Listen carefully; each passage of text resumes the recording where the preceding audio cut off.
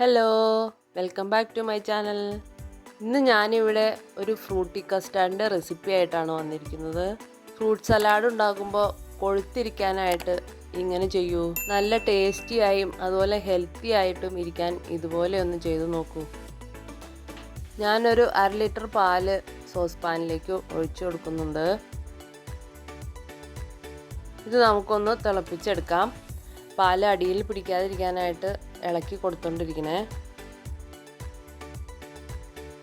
ഇപ്പോൾ അതാ പാല് നല്ലപോലെ തിളച്ച് വന്നിട്ടുണ്ട്. ഇനി അതവിടെ ചൂടാറാനായിട്ട് വെക്കാം. ഇനി നമുക്ക് മിക്സിയുടെ ജാറിലേക്ക് ഒരു 4 ടേബിൾ സ്പൂൺ പഞ്ചസാര ഇട്ട് കൊടുക്കാം. കുറച്ച് കാഷ്യൂനട്ട് ഇട്ട് കൊടുക്കാം. അതിനുശേഷം കസ്റ്റാർഡ് പൗഡർ ഇട്ട് കൊടുക്കാം. ഞാനിപ്പോൾ ഒരു 4 ടേബിൾ സ്പൂൺ ഇട്ട് കൊടുക്കുന്നുണ്ട്. നിങ്ങൾക്ക് ആവശ്യത്തിനനുസരിച്ച് ഇട്ട് കൊടുക്കാം. ഞാനിപ്പം വാനില ഫ്ലേവറാണ് എടുത്തിരിക്കുന്നത്. ഇതുപോലെ നമുക്കൊന്ന് പൊടിച്ചെടുക്കാം. ഇനി നമുക്ക് ചൂടാറിയ പാല് കുറച്ചെടുത്തിട്ട് അതിനകത്തേക്ക് കുറച്ചയായിട്ട് കസ്റ്റാർഡ് പൗഡർ ഇട്ട് മിക്സ് ചെയ്ത് കൊടുക്കാം. നമ്മുടെ ആവശ്യത്തിന് കലക്കിയെടുത്തതിന് ശേഷം നമുക്ക് നമ്മുടെ തിളപ്പിച്ചാറിയ പാലിലേക്ക് മുഴുവനായിട്ടും ഒഴിച്ചു കൊടുക്കാം. നല്ലപോലെ അലിഞ്ഞതിന് ശേഷം മാത്രം ഒഴിച്ചു കൊടുത്താൽ മതി.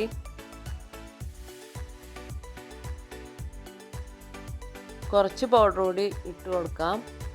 നമ്മുടെ ആവശ്യത്തിനനുസരിച്ച് നമുക്ക് ഇട്ട് കൊടുക്കാം. കൊഴുപ്പ് കൂടുതൽ വേണമെങ്കിൽ കൂടുതൽ പൗഡർ ഇട്ട് കൊടുക്കണേ. എല്ലാം മിക്സ് ആയതിന് ശേഷം നമുക്ക് നമ്മുടെ പാലിലേക്ക് കസ്റ്റാർഡ് പൗഡർ മിക്സ് ചെയ്തിട്ട് കൊടുക്കാം. നന്നായി ഇളക്കി കൊടുക്കാം. അതിനുശേഷം നമുക്ക് സ്റ്റൗ ഓൺ ചെയ്തിട്ട് ഇതുപോലെ ഒന്ന് കുറുക്കിയെടുക്കാം. നന്നായി ഇളക്കി കൊടുത്തുകൊണ്ടിരുന്നില്ലെങ്കിൽ ഇതുപോലെയൊക്കെ കട്ടകളൊക്കെ ഉണ്ടാവും. അത് ഉണ്ടെങ്കിലും കുഴപ്പമില്ല. നമുക്ക് മിക്സിയുടെ ജാറിലിട്ട് ഇതുപോലെ ഒന്ന് അടിച്ചെടുത്താൽ മതി. ചൂടാറിയതിന് ശേഷം വേണം കേട്ടോ അടിച്ചെടുക്കാനായിട്ട്. അതിന് ശേഷം നമുക്ക് ഇതൊരു ബൗളിലേക്ക് ഒഴിച്ചെടുക്കാം. കുറുക്കിയെടുക്കുമ്പോൾ അതിൻ്റെ പച്ചച്ചുവയൊക്കെ ഒന്ന് മാറി നല്ല ടേസ്റ്റ് ആവും. ഇനി നമുക്ക് ഫ്രൂട്ടി കസ്റ്റാർഡ് ഉണ്ടാക്കാനായിട്ട് ഫ്രൂട്ട്സ് എടുത്ത് വയ്ക്കാം. അതെല്ലാം ഒന്ന് ക്ലീൻ ചെയ്ത് അരിഞ്ഞെടുക്കാം. ഞാനിപ്പോൾ ഇത്രയും പഴങ്ങൾ എടുത്തിട്ടുണ്ട്.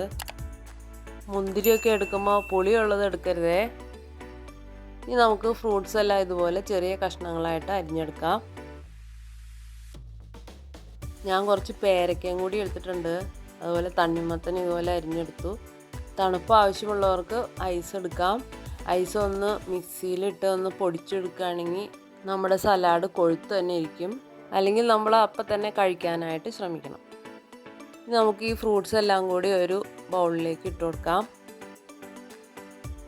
അതെല്ലാം കൂടി ഒന്ന് മിക്സ് ചെയ്തതിന് ശേഷം നമ്മുടെ കസ്റ്റാർഡ് മിക്സിലേക്ക് ഫ്രൂട്ട്സ് ഇട്ട് കൊടുക്കാം.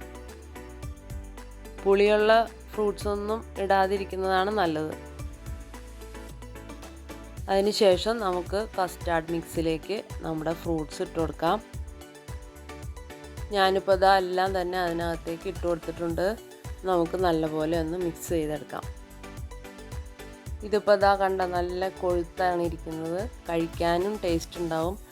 ആ പച്ചച്ചുവയൊക്കെ ഒന്ന് മാറി കിട്ടുകയും ചെയ്യും. നല്ല ഹെൽത്തി ആയിട്ടിരിക്കുകയും ചെയ്യും. ഇനി നമുക്ക് ഡെക്കറേറ്റ് ചെയ്യാനായിട്ട് കുറച്ച് പോമോഗ്രാനൈറ്റ് കൂടി ഇട്ട് കൊടുക്കാം. ഇതാ നമ്മുടെ അടിപൊളി ഫ്രൂട്ടി കസ്റ്റാർഡ് ഇവിടെ റെഡി ആയിട്ടുണ്ട്. കുട്ടികൾക്കൊക്കെ കൊടുത്താൽ പെട്ടെന്ന് തന്നെ പാത്രം കാലിയാക്കി തരും. ഇനി വിരുന്നുകാരൊക്കെ വരികയാണെങ്കിൽ അവർക്കും നമുക്ക് പെട്ടെന്ന് ഉണ്ടാക്കി കൊടുക്കാം. ഈ ചൂടുള്ള സമയത്ത് നല്ല തണുപ്പും കിട്ടും. ഇനി ഫ്രൂട്ട് സലാഡ് ഉണ്ടാക്കുന്ന സമയത്ത് ഇതുപോലെ കുറുക്കിയെടുത്ത് ചെയ്ത് നോക്കൂ. വളരെ ടേസ്റ്റി ആയിരിക്കും. എല്ലാവരും ട്രൈ ചെയ്യണേ.